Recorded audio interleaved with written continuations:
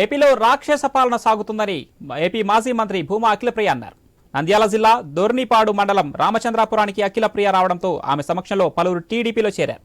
ఆలగడ్డలో జనాలు టీడీపీకి నీరాజనాలు పలుకుతున్నారని మాజీ మంత్రి తెలిపారు. ఇక వైసీపీ నుంచి వచ్చిన వారికి స్వాగతం పలికారు.